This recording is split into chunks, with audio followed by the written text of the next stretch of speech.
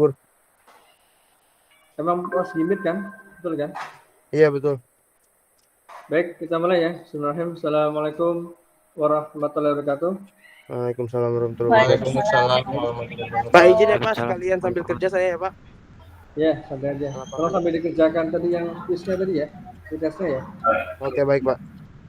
Baik, jadi pada hari ini kita akan belajar tentang bagaimana penerapan suatu metode AI, yakni menggunakan pendekatan NLP, gitu ya, menggunakan natural language processing yang diterapkan pada mesin penerjemah ya. Berikut materinya.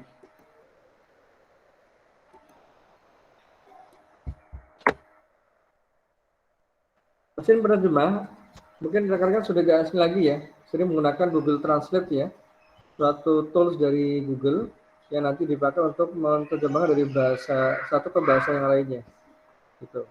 Nah, mesin penerjemah ini sebenarnya bisa Anda buat secara sederhana, yang nanti kita akan belajar di sini secara konsep dasarnya. Ini merupakan suatu materi yang dikembangkan dari penelitiannya dari Pratama dan Mulyantara tahun 2012 untuk menerjemahkan dari bahasa Inggris ke bahasa Bali. Gitu. Jadi nanti di sini diharapkan dapat memahami konsep penerapan NLP atau Natural Language Processing. Apa itu NLP? NLP suatu konsep ataupun keilmuan untuk menerapkan suatu pembelajaran bahasa supaya bisa dipahami oleh bahasa kita secara mudahnya. Misal, ketika ada orang Swedia telepon dengan bahasa Swedia, kemudian diterjemahkan dalam bahasa Indonesia, itu bisa. Artinya perlu ada proses perubahan dari bahasa Swedia ke bahasa Indonesia. Nah, di sini kita akan belajar bagaimana merubah dari bahasa Inggris ke bahasa Bali, karena di Bali itu kan banyak turis ya, sehingga banyak yang menggunakan percakapan bahasa Inggris. Nah, penelitiannya Pak Mulyantara adalah menggunakan suatu konsep NLP untuk mengangkat kearifan lokal, dan ini berubah dari bahasa Inggris ke bahasa Bali. Nanti harapannya juga setiap teman-teman dapat membuat satu proyek kelompok untuk menjelaskan dari materi NLP untuk menerjemahkan dari bahasa Inggris ke dalam bahasa daerahnya masing-masing. Ya. Mohon bagi yang teman kelompoknya kenal, coba tolong dijamin, coba suruh ikutan, ya. Karena kelas kita saya lihat masih sedikit yang hadir, kita ada 35, tapi saya melihat baru di bawah 10, ini kan sangat jauh standar ya. Mungkin pada depan saya akan coba buat satu pertemuan, tidak akan boleh kalau belum ngumpul semua, gitu ya. Karena saya melihat kok mungkin banyak yang kerja tapi tolong di report ya, tidak vakum seperti ini. Nah, tadi ya, Bali sebagai destinasi wisata dari berbagai di dunia, gitu. Banyaknya turis berbahasa Inggris yang berkomunikasi dengan masyarakat di Bali, gitu. Sehingga perlu diberikan suatu mesin penerjemah atau suatu teknologi yang bisa menerjemahkan dari bahasa Inggris ke dalam bahasa Bali. Maaf pada suara masuk ya. Saat ini belum adanya korpus dwi bahasa Inggris ke Bali. Apa itu korpus? Korpus itu adalah suatu sekumpulan dokumen yang jumlahnya itu sangat besar. Itu korpus, gitu ya. Kalau ini berisi bahasa berarti suatu dokumen, sekumpulan dokumen yang berisi bahasa. Namanya korpus. Ya. Jadi sekumpulan dokumen. Kalau jurnal seperti Google Scholar itu juga korpus, artinya sekumpulan dokumen jurnal. Itu namanya adalah korpus. Korpus jurnal. Kalau ini adalah korpus dwi bahasa, artinya sekumpulan dokumen yang memang berisi tentang bahasa-bahasa daerah. Nah, sebetulnya materi ini dikembangkan dari jurnalnya tadi Mulyantara. Rekan-rekan bisa nanti mempelajari dengan detail penerapannya dengan membaca setiap kalimatnya dari sampai akhir. Di sini ada intisarinya atau poin-poin pentingnya di sini. Yang pertama adalah dalam pembuatan NLP ini menggunakan berbasis rule, gitu ya. Jadi NLP ini menggunakan ada dua pendekatan, berbasis statistik dan berbasis rule. Kalau berstatistik itu nanti ada sangat berkaitan dengan matematisnya, gitu ya, matematisnya. Kemudian kalau rule ini nanti akan menggunakan suatu if, then dan sebagainya. Kita buat suatu rule aturan menggunakan if dan sebagainya. Nah di sini misal sebagai contoh, ada contoh kalimat menggunakan is eating, gitu. Is eating. Ini present continue, gitu ya. Jadi teman-teman dulu pernah belajar bahasa Inggris kan di SMP SMA, gitu ya. Is eating adalah suatu dari present continue. Jadi saya sedang makan saat ini, present kan saat ini, continue dan sedang berlangsung. Artinya saya sedang makan dan sedang berlangsung saat ini. Apa rule-nya? Oh, kalau is eating berarti is adalah to be dan eating adalah verb ing. Jadi is adalah to be, gitu ya. Eating adalah verb ing. Nah, kalau sedang is eating itu diterjemahkan menjadi sedang verb. Perhatikan. Is eating, sedang makan, itu. Sedang adalah bentuk terjemahan dari to be-nya, verb adalah tadi makan, sedang makan. Sehingga apa? Halo, semuanya masih menyimak? Halo? Masih, Pak. Masih Pak, masih. Baik, jadi kalau misal kita mau lihat bahasa Inggris seperti ini, is eating, kan kita artikan sedang makan ya. Jadi kita to be verb ing menjadi sedang, verb tadi adalah makan. Nah, maka bentuk rule-nya, maka seperti ini yang saya buat BG algoritmanya. If kategori word yang ke N, jika suatu kata yang ke N pada indeks yang ke N itu sama dengan to be, artinya jika kata yang ke N ini adalah berupa to be, dan kata yang ke N plus 1 atau kata setelahnya, itu kata setelah is, adalah sama dengan verb ing, maka do something. Apa do something-nya? Yaitu ini. Maka menjadi sedang verb. Artinya apa? Kalau kita melihat suatu kata dan ditemukan ada kata verb ing, setelah kata N plus 1, setelah kata N tadi itu, setelah kata, misalnya N-nya adalah indeks yang ke-5, berarti adalah indeks yang ke-6 ya, atau setelahnya. Jadi kalau ada suatu kata yang bersifat kata to be, dan kata setelahnya adalah verb ing, maka ini dia. Rule-nya menjadi sedang verb. Gitu. Misal is playing, sedang bermain. Apalagi? Is hiking, sedang naik gunung. Nah itu. Jadi pola seperti ini namanya pola rule, rekan-rekan. Apa rule? Ini rule seperti ini aturan. Oh, kalau kata yang ke N ada to be, dan kata yang ke N plus 1 ada verb ing, maka terjemahnya adalah sedang verb. Apa itu sedang? Sedang adalah kata terjemahan pertamanya. Kata terjemahan pertamanya. Verb adalah kata terjemahan keduanya. Gitu ya.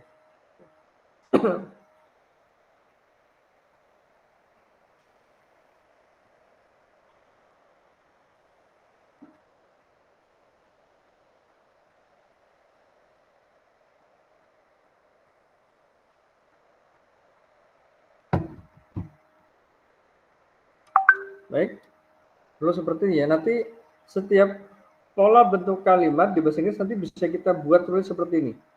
Halo rekan-rekan, masih ingat yang di bahasa Inggris dulu? Ada present continuous, ada apa lagi? Ada past tense, betul nggak? Betul kan? Ada past tense, terus ada apa lagi? Ada gabungan ya, past, present tense itu ya, dan sebagainya. Gitu. Artinya bentuk tenses bisa kita buat rule-nya. Pada hari ini kita baru menjabarkan menggunakan present continuous dulu, rekan-rekan. Berdasarkan dari jurnal yang yang dari Mulyantara. Nanti setiap kelompok mengkreasikan dengan melihat bentuk tensesnya di bahasa Inggrisnya. Bisa dibuat secara sendiri. Ini dia. Sama seperti ini, bentuk yang lainnya, aturan frase benda. Yang tadi adalah aturan untuk tenses, gitu ya. Ini adalah aturan untuk frase benda. Misal, red car. Red car artinya apa? Halo? Red car artinya apa? Mobil merah, Pak. Bukan merah mobil, bukan ya? Mobil Bukan, yang Pak. warna merah, betul nggak? Betul ya? Nah, ini dia. Betul, Pak. Artinya adalah red yang merupakan terjemahan dari bentuk dari terapan adjektif. Red ini adalah adjektif dalam bahasa Inggrisnya. Gitu ya. Car adalah noun, kata benda. Red itu adjektif itu kata sifat kalau salah ya. Kalau salah adjektif kata sifat. Gitu, kalau tidak salah. Car kata benda, noun, gitu ya. Jadi bentuknya dalam sub ini adalah suatu bentuk aturannya. Adjektif ada red, dan itu ada kata yang lainnya. Noun adalah kata benda, bisa car, bisa book, gitu ya, read book, bisa pintu, bisa window, jendela dan sebagainya. Sehingga kalau dalam bahasa Inggris itu dibalik terjemahannya. Ingat ya, pola MDDM, menerangkan, diterangkan, menjadi diterangkan, menerangkan. Perhatikan, red car yang tadinya menerangkan, diterangkan, menjadi diterangkan, menerangkan, menjadi mobil merah. MDDM, ingat itu, dipakai sekarang konsepnya. Adjektif noun tadi diterjemahkan menjadi non adjektif, dibalik tadi ini. MD, menerangkan, diterangkan. Diterjemahkan menjadi diterangkan, menerangkan. Nah, ini. Jadi dibalik terjemahannya. Sehingga perhatikan, pola rule-nya seperti ini. Dalam frase benda. Oh, jika kata yang pada indeksnya ke N sama dengan adjektif, dan kata setelahnya atau N plus 1 sama dengan noun, maka apa kesimpulannya, apa rule-nya? Maka ini dia. Non adjektif. Jadi non adjektif nanti di setelah dan ini harusnya. Bisa dipahami teman-teman? Untuk rule ini? Halo? Saya pelan-pelan dulu ngerjainnya, jelaskannya, biar bisa dipahami. Sampai sini bisa dipahami? Mohon konfirmasinya. Bisa, Pak. Baik. Lanjut ya.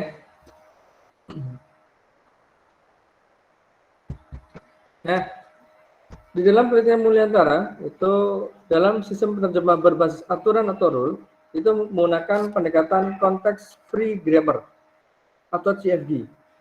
Nah, seperti ini pendekatan dari konteks CFG atau konteks free grammar. Yang pertama adalah sumber bahasanya, source language. Tadi adalah bahasa Inggris sebagai sumber bahasa yang kita mau olah. Nah, kemudian ada rule based translator. Nah, rule based translator ini perhatikan adalah aturan-aturan yang kita buat seperti ini. Ini baru dua yang kita pelajari, yaitu baru present continue dan baru frase benda. Nah, rule based ini perhatikan itu dibuat berdasarkan dictionary tadi dari kamus kata yang sudah ada sebelumnya, dan juga berdasarkan dari suatu rule collection, sekumpulan rule yang sudah ada. Tadi seperti ini adalah rule present continue, is eating, maka menjadi to be verb ing. Ini sekumpulan rule yang pertama. Maka ini diterjemahkan menjadi sedang verb. Ketika adjective noun, maka diterjemahkan menjadi noun adjective. Nanti tinggal dicari arti kata dalam bahasa Indonesianya atau bahasa daerahnya. Ini artinya sekumpulan rule di sini. Jadi kita bangun. Jadi Google Translate, kalau Anda lihat di internet, itu sangat canggih sekali. Karena rule-nya terus dibangun, terus diupdate setiap saat, dari waktu ke waktu. Ketika ada suatu permasalahan, ada suatu kalimat yang tidak bisa di meaning artinya, mereka menambahkan rule-nya. Jadi sebetulnya, yang pintar itu adalah orangnya, yang membuat rule-nya. Lalu diterjemahkan, disimpan dalam suatu mesin AI, untuk menerjemahkan suatu kalimat-kalimat seperti Google Translate itu. Jadi ini adalah konsepnya sebetulnya di sini. Rule-nya di sini yang kita bangun. Pak Nowe Buruk menyatakan mesin learning itu sebetulnya tidak canggih. Yang canggih adalah orangnya. Mesin learning sangat tidak canggih, adalah mesin bodoh. Tapi ketika ada permasalahan, ada suatu inputan yang belum bisa menjawab, maka dia menambahkan rule-nya secara mandiri atau secara otomatis, atau supaya bisa mengakomodir pertanyaan yang belum terjawab sebelumnya. Terus learning, terus belajar, sehingga bisa menjawab banyak pertanyaan. Nah, nanti dengan rule ini, nanti kita akan arahkan untuk ke suatu target language atau bahasa yang kita mau terjemahkan. Jadi dari bahasa Inggris ke bahasa Bali misalnya. Nah, ini adalah rule yang artinya rekan-rekan perhatikan, kalau kita mau buat suatu terjemah, satu, apa sumber bahasa yang kita mau artikan. Kemudian kita harus menyiapkan kamus katanya. Jadi tadi bahasa Inggris berarti ke bahasa Bali atau ke bahasa Indonesia sebagainya. Kemudian sekumpulan rule-nya. Nah, nanti coba saya jabarkan nanti dalam detail materinya gitu ya.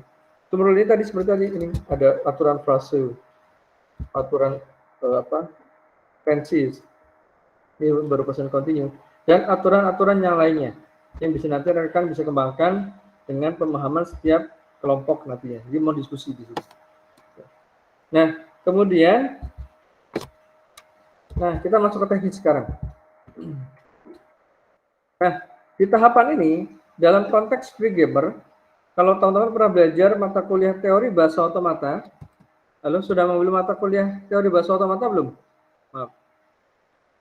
Sudah belum? Lagi berjalan, Pak. Oh, sama Bu Pipin ya? Atau Pak Mardi yang mengajar? Maaf. Pak Saifullah, Pak. Oh, Pak Safrullah ya. Ya, beliau juga dulu dosen saya di S1 sampai sekarang, dan beliau pembuat mata kuliah TBO ya sampai saat ini. Artinya beliau sangat memang pakar di bidangnya. Jadi konteks free grammar itu nanti bisa Anda tanya ke Pak Safrullah adalah satu penerapan dari mata kuliah teori bahasa otomata. Pasti nanti belajar di dalam TB itu CFG.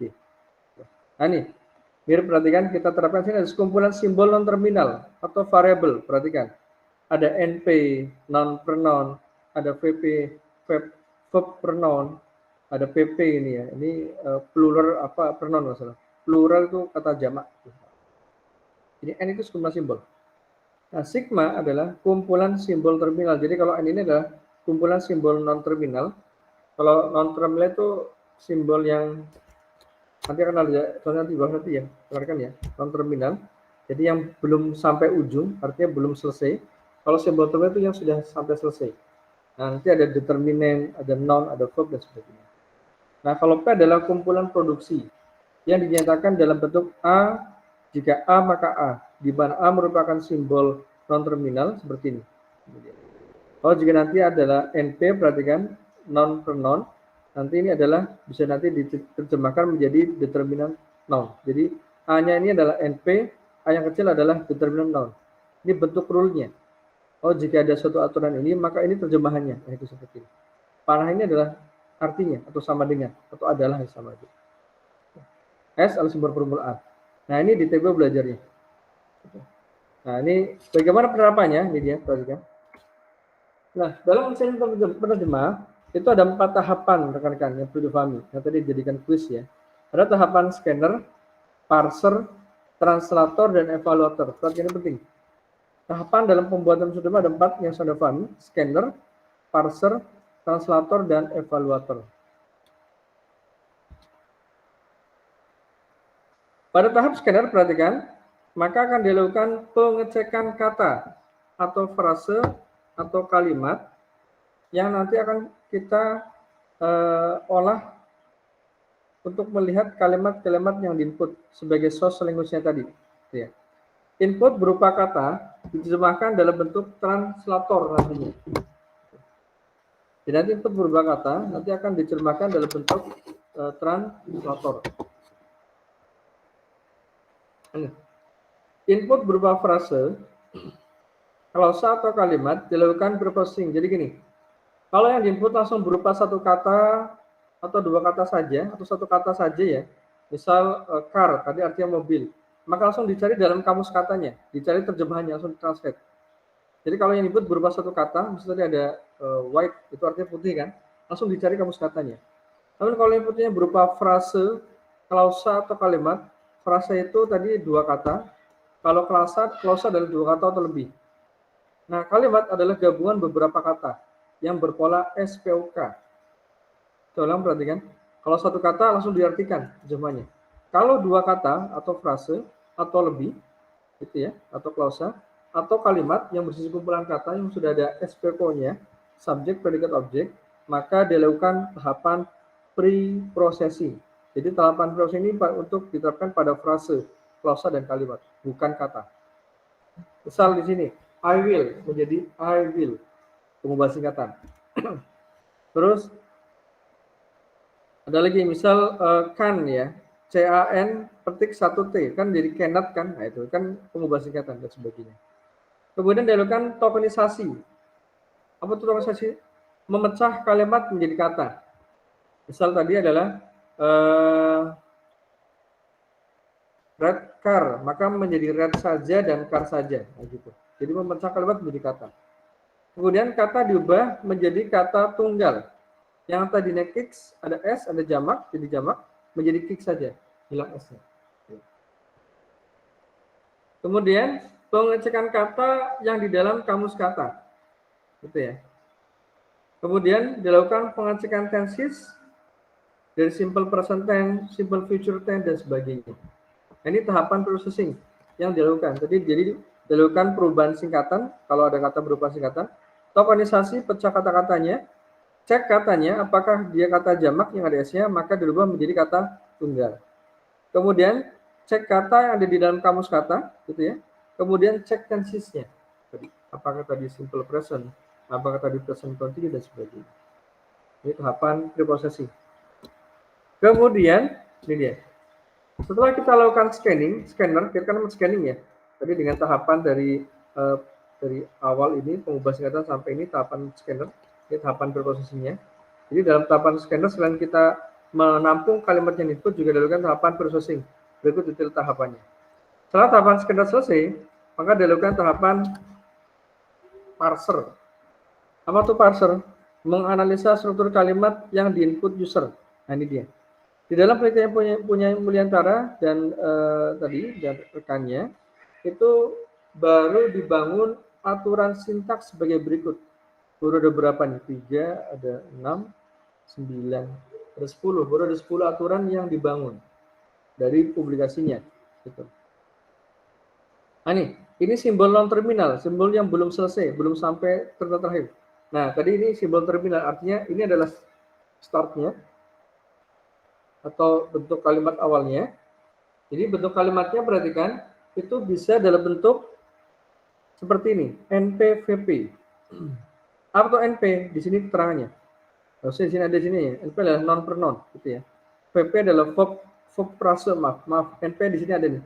Maaf, non frase, maaf, saya salah ketik, masalah sebut maaf tadi ya. Non frase, frase yang berupa kata benda. Kalau VP, verb frase, frase yang berupa kata kerja. Jadi S ini adalah suatu tadi aturan sintaknya yang pertama. Jadi S atau kalimatnya nanti kita akan cek apakah dalam bentuk seperti ini NP-VP, non frase dan verb frase, atau yang kedua ada auxiliary verb-nya. Ada auxiliary verb-nya dan ada NP dan VP-nya. Atau yang ketiga, ada WH, apa tadi WH? What, question, why, where, when, dan sebagainya question. Jadi ada what, a red car, tadi kan? What, non frase, verb frase itu. Where are you coming di sini misal. Where are you come from? Dari mana ada berasal gitu ya. Where, pronoun, verb pronoun. Atau yang keempat adalah bentuk kalimatnya seperti ini. Ada why question, ada auxiliary-nya, ada non pronoun-nya. Kemudian yang berikutnya adalah di sini atau why question, ada auxiliary, ada non pronoun, ada verb pronoun. Kalau ini hanya NP saja, ini ada NP dan VP. Nah, perhatikan. Di sini kalau saya coret sebentar, bisa difahami.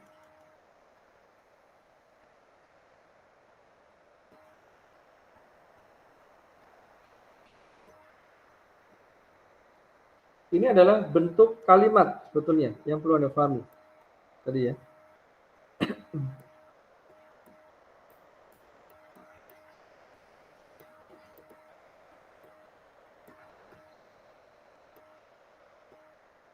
Bentuk kalimat di sini, betulnya di sini.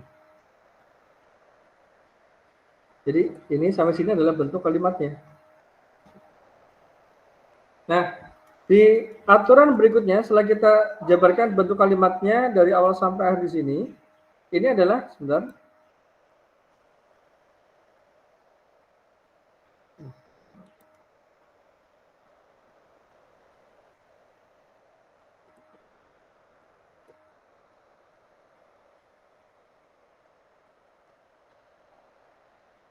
Nah, ini yang kedua adalah terjemahannya. Oh, kalau ada kalimat yang ada NP dan VP, pokoknya suatu bentuk kalimat yang ada NP, maka perhatikan NP itu bisa dijabarkan dalam bentuk determinant dan noun. Apa tuh determinant? Ada nanti kalau cari bahasa Inggris, apa tuh determinant ada. Nanti Google silakan. Determinant, nanti ada banyak contoh kata-katanya. Noun berarti kata benda. Nah, jadi NP bisa dibuat dalam bentuk determinant plus noun. Sedangkan NP saja juga nanti bisa diterjemahkan menjadi pronoun. Apa itu pronoun tadi? Pronoun di sini. Jadi NP itu bisa dua bentuk, bisa bentuk yang ini atau bentuk yang ini. Gitu. Kemudian kalau VP itu diterjemahkan dalam bentuk verb dan NP, kata kerja dan NP. Atau bentuknya ini VP adalah verb, ada in apa tadi in di sini, to infinitive, ya, to infinitive, dan NP. Atau VP adalah verb atau kata kerja itu sendiri. Jadi perhatikan rekan-rekan kalau Anda pahami di sini, setiap pola di sini itu memiliki turunannya masing-masing aturannya. Ini ke sini, ini aturan ini sendiri di sini. Nah, gitu. Ini aturannya. Ini baru tadi ya. Baru yang dibuat tadi untuk mengakomodir tadi dari present continue dan verb tadi di sini. Ini sampai ada berapa nih? Ada 10 tadi ya. sekian banyak aturan di sini. Jadi ini adalah bentuk kalimatnya yang bisa ditampung saat ini baru seperti ini.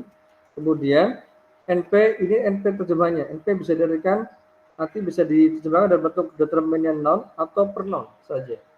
Nah kalau VP bisa 3 bentuk kalimatnya. Bisa verb dengan NP atau verb dengan infinity dan NP ataupun verb saja. Nah, coba sekarang kita biar tidak bingung, kita coba buka ya. Coba kita kembali ke bahasa Inggris lagi, teman-teman. Mereview tentang apa sih itu auxiliary, apa sih itu tadi determinant, gitu ya. Pronoun. Kita coba bicara sebentar. Saya sini coba sampai sebentar.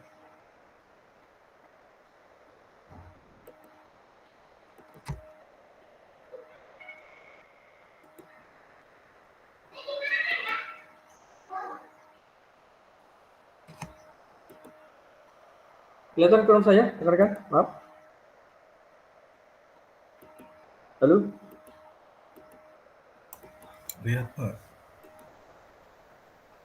Kelihatan ya? Iya, terlihat Pak. Oke. Baik.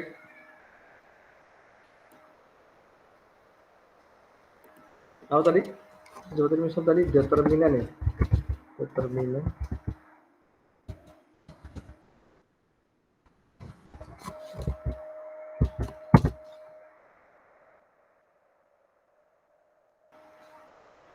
Aneh. Determinant is word that introduce noun or provide information about the quantity of noun di sini. Kalau di sini ya. Jadi suatu kata yang merupakan suatu pemerjelas dari kata benda atau suatu kata yang menyediakan informasi dari jumlah suatu kata benda di situ. Nah, coba kita lihat di sini ya.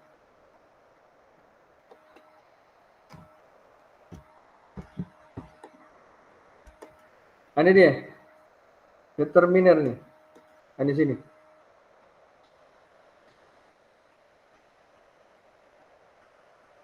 Ini the adalah determinan, perhatikan sini, the di sini. Perhatikan penempatan dari the ya pada kalimat di bawah ini. Tuh. The bunny went home. Determiner comes directly before the noun. I ate the chocolate cookie for dessert di sini. Determiner come before the adjective chocolate di sini. Jadi the ini diletakkan sebelum kata benda, tadi kata sifat coklat di sini ya, yang mendeskripsikan suatu tadi ya benda yang dimakan, non cookie, benda yang dimakan. I ate the chocolate cookie. Saya memakan suatu makanan yang bentuknya coklat gitu ya. Jadi the ini sebagai pemerjelas dari tadi kata adjektif di sini, coklat di sini. Terus metals can are recyclable.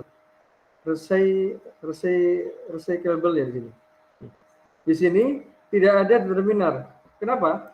Karena ini opsional untuk plural noun dan non frase. Oh, jadi kalau pada untuk plural noun dan non frase itu nggak pakai determinan, nggak pakai the. Metal cans. The metal cans are recycled. Nah, ini determinan diletakkan sebelum adjektif. Apa artinya?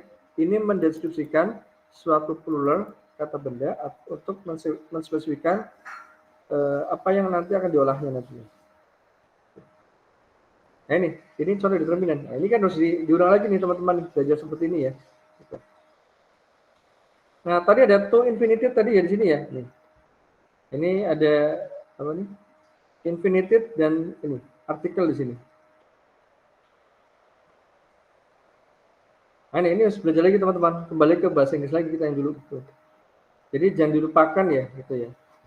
Nah apalagi itu coba tadi kita cek tadi di sini materinya. Sebentar. Tadi determinan itu seperti the tadi ya. Coba tadi kalau auxiliary sebentar nih. Auxiliary.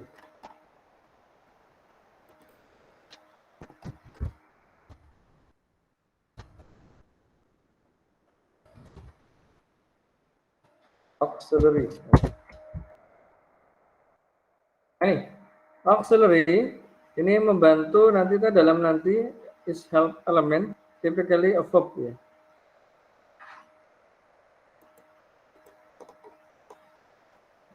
cek di sini. Nih.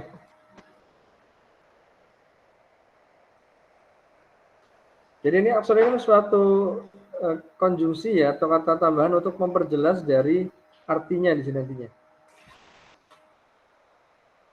Ini di sini. Nah, sebenarnya ini ada my, can, could ya kan, atau must gitu ya. Ini ada contoh dari auxiliary.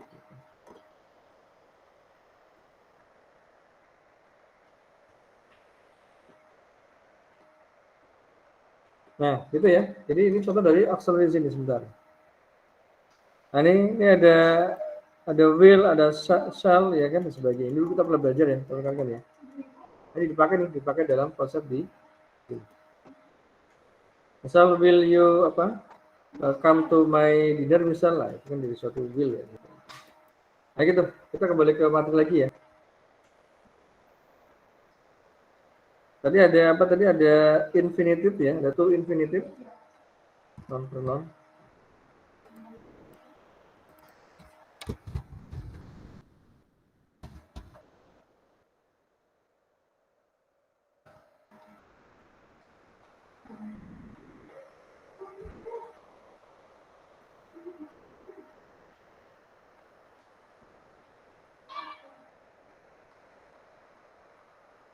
Ini nih.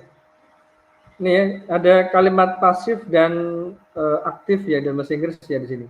Forming the infinitive di sini. Infinitive ini adalah is the best form of a verb ya. Jadi memang dipakai untuk kata kerja. When talk about the infinitive, we are usually referring to present infinitive ya. Ada perfect infinitive ya dan sebagainya di sini. Jadi seperti ini dia. The to infinitive di sini ada sebentar ke bisa tadi.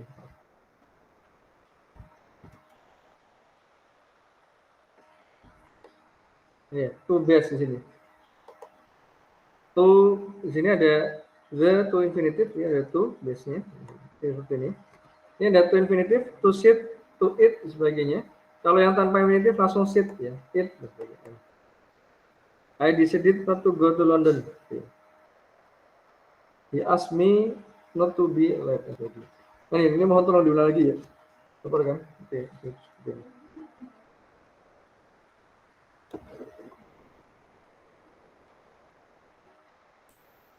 Kita kembali ke materi.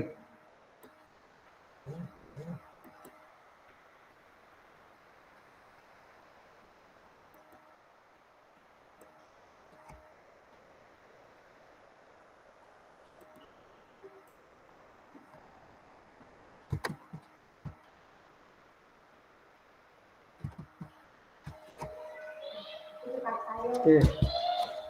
Nah, berikut ada contoh dari parser ya, rekan-rekan di sini.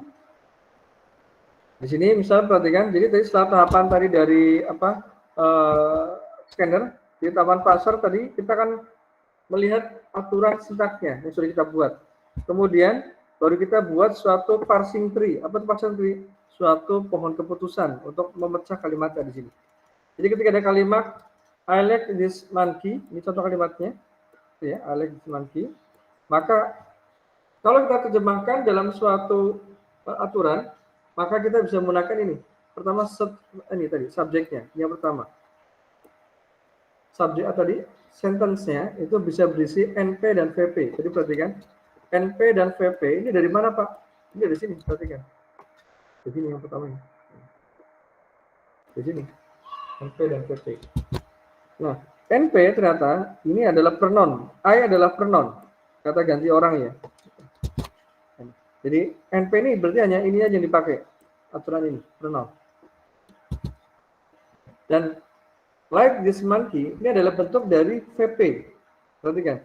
Dan VP ini perhatikan, ini yang kedua tadi, ini yang ketiga. Ya.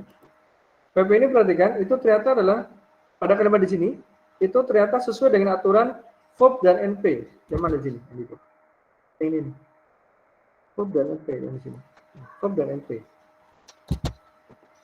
Ini verbnya, ini yang keempat. Verb dan NP. I like adalah verb kata kerja, gitu ya. NP-nya adalah di sini. Dan di sini ada kata this monkey, maka this adalah sebagai determinan tadi. NP perhatikan di sini, NP itu adalah ada nih, gitu ya. NP ada determinan dan non kan di sini. Maka di sini langsung determinan dan non. Jadi pada di kalimat ini cocoknya itu menggunakan pola sentence-nya adalah NP dan VP. NP-nya adalah pronoun karena untuk satu ini saja. Kemudian VP-nya itu yang ini. Itu ya. Artinya apa? Ada verb, ada NP. VP-nya penjelasannya. Verb-nya adalah like dan NP-nya perhatikan itu adalah terjemahan dari determinant dan noun. This adalah determinant. Ini one thing. Nah ini. Jadi ternyata maka struktur input dari user ini perhatikan kalimatnya adalah seperti ini. Pronoun, verb, determinant, noun. Ini adalah pola kalimat yang masuk yang sudah. Nah, nanti rekan-rekan perhatikan Anda buat kalimat seperti ini bisa diterjemahkan nantinya. Nah, dalam tahapan parser perhatikan ada tahapan berikutnya yaitu namanya expand. Atau expand itu penggantian simbol non terminal menjadi terminal. Perhatikan, expand adalah penggantian simbol non terminal menjadi terminal.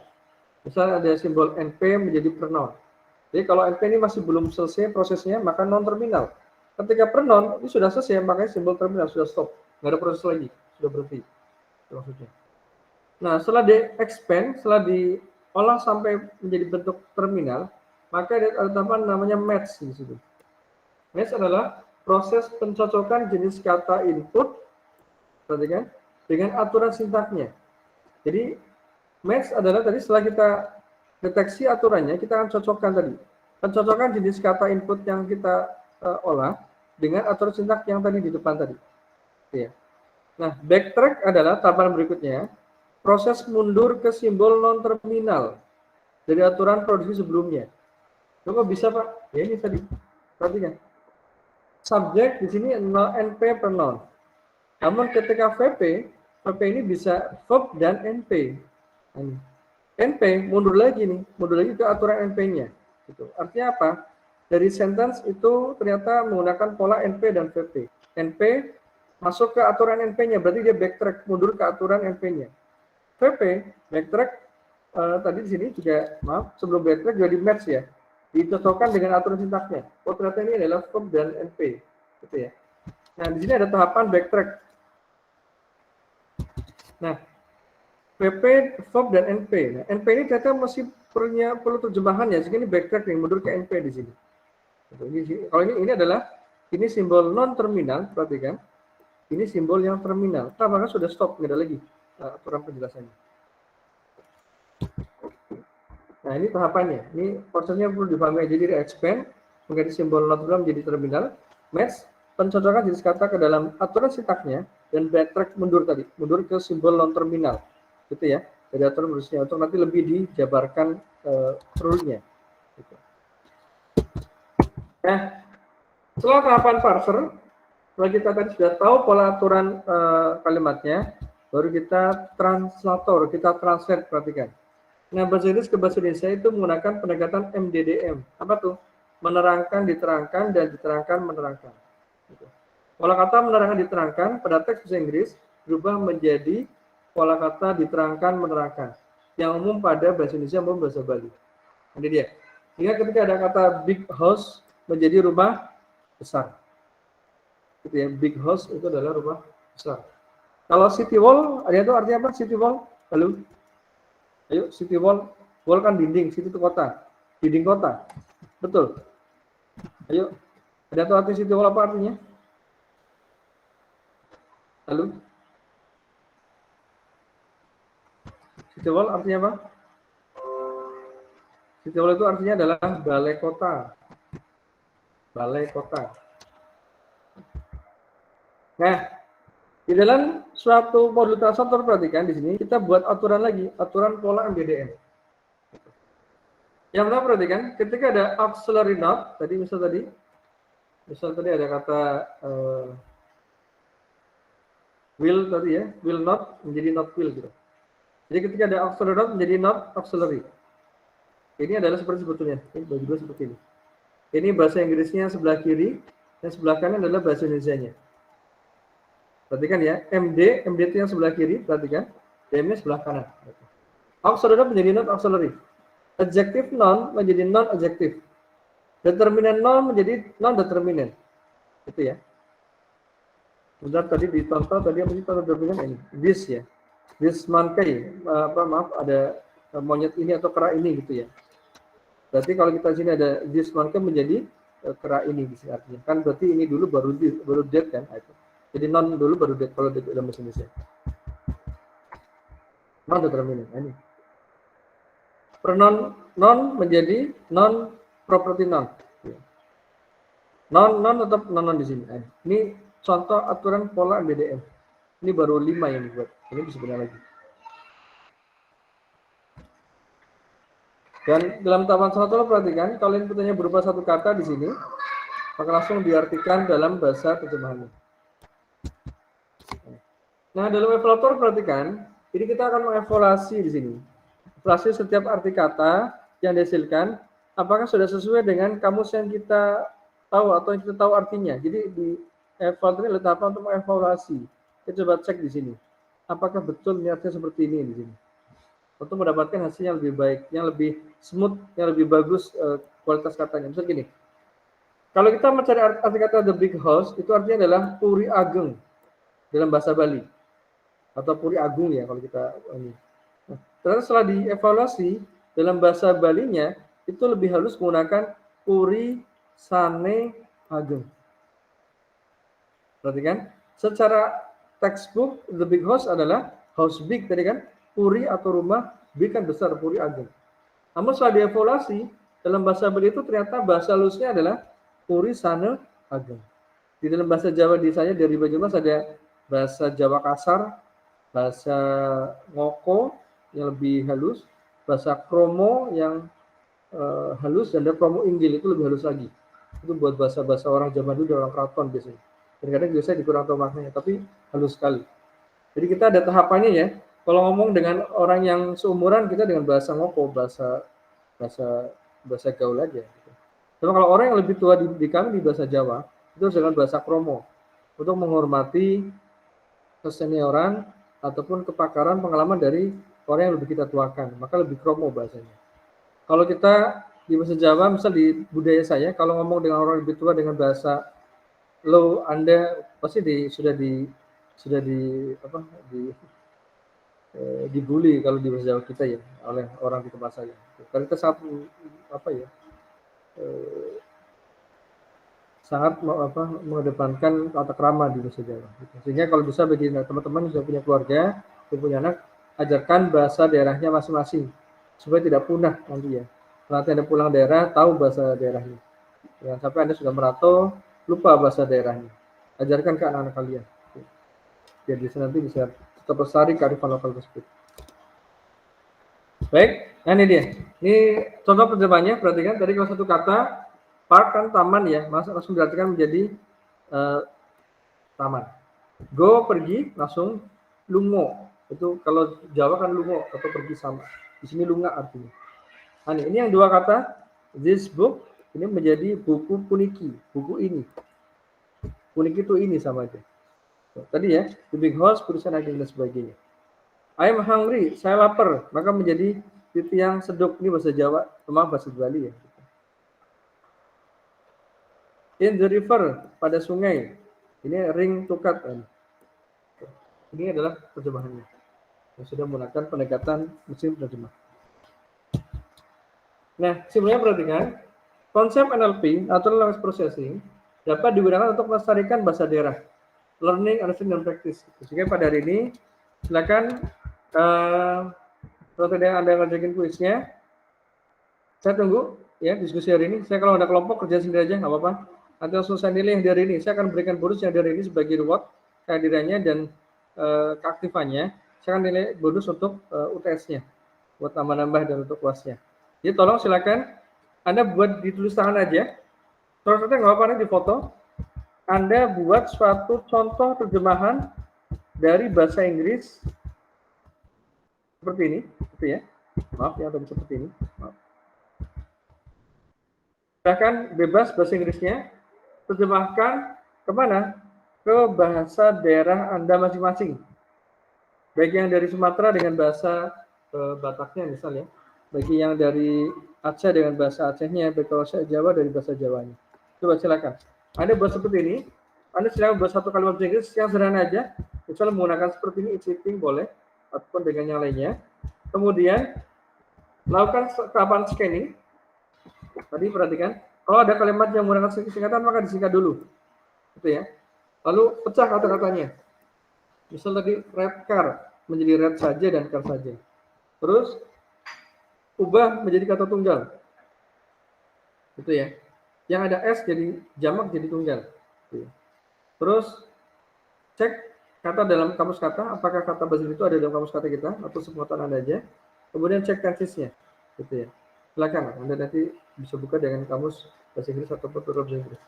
Kemudian setelah tahapan scanning berikutnya, nah, lakukan tahapan parser. Nah, ini sudah aturannya. Anda aturannya perhatikan. Mohon dipakai yang ini saja aturannya. Pakai ini saja. Saya coba hapus dulu biar nggak mengganggu. Pakai ini saja aturannya, nggak apa-apa. Pakai sudah ada aja aturannya. Pakai gitu ya. Kemudian kalimatnya nanti setelah di parser di sini, Anda buat suatu ini, parser tree. Anda buat parser tree itu ya. Buat pohon keputusan seperti ini. Di kalimat itu menggunakan pola sentence-nya itu, S itu sentence kalimat, NPVP, atau pola yang ada auxiliary-nya. Kalau bisa, Anda sekarang buat kalimatnya yang ada auxiliary-nya, yang ada W-nya, bebas, satu aja atau dua, silakan. Buat ya, satu atau dua dari kalimat ini, minimal dua yang Anda buat. Setiap individu Anda buat sekarang di sini. Kemudian Anda buat keputusannya. Buat pohon tree-nya, parsing tree-nya. Nah, kemudian setelah itu, ya, Anda translate di sini, itu ya. Nah, ini dengan tadi pola MDDM, itu ya. Diterjemahkan. Nah, ini dia tadi polanya. Cek kalau yang tadi ada adjektif, jadi adjektif itu Anda terjemahkan seperti ini. Pada menurut translator, Anda jelaskan contohnya. Kemudian Anda evaluasi. Kalau artinya masih belum halus, Anda artikan dengan bahasa Inggris. Silakan Anda buat dalam tulisan tangan, silakan. Tahapan 1, tulisan 1, 2, silakan. Buat pakai PowerPoint pun boleh, silakan. Pak, saya mau pakai PowerPoint, boleh, silakan. Nanti dikumpulkan hari ini, langsung. Langsung saya nanti nilai di hari ini. Mohon kerjakan dulu, kita akan ketemu setengah jam lagi. Begitu ya, teman-teman ya, nanti langsung saya nilai. Ini sebagai reward buat yang hadir ini, karena saya merasa, kalau yang datang dikit, ya, ini tolong infokan ke teman-teman ya. Yang hadir pun dapat nilai bonus, itu aja. Yang nggak hadir ya itu jadi kerugian ya, karena dapat ilmunya, itu jadi harusnya Anda merugi sebetulnya. Itu aja. Ada pertanyaan atau tugasnya? Halo? Tugasnya individu. Maaf, individu. Halo? Ada pertanyaan? Mohon konfirmasinya. Belum ada. Nggak ada, Pak. Belum ada, Pak. Jadi Anda buat contoh sederhana dari bahasa Inggris ke bahasa daerah Anda masing-masing ya. Paham ya? Lalu dibuat pada PowerPoint boleh, silakan dari tahapan tadi scanning, parser, translator, dan evaluator. Coba buat, silakan. Tulisan tangan aja nggak apa-apa. PowerPoint juga boleh. Kalau ada silakan dikerjakan ya. Saya tunggu sekitar jam 12-an. Halo? Bisa dipahami? Iya, Pak. Iya, Oke, Pak. baik, saya tunggu. Nanti saya nilai langsung. Iya, Pak. Oke, saya stop dulu rekamannya. Kalau bingung ditanyakan ya. Silakan. Siap, siap.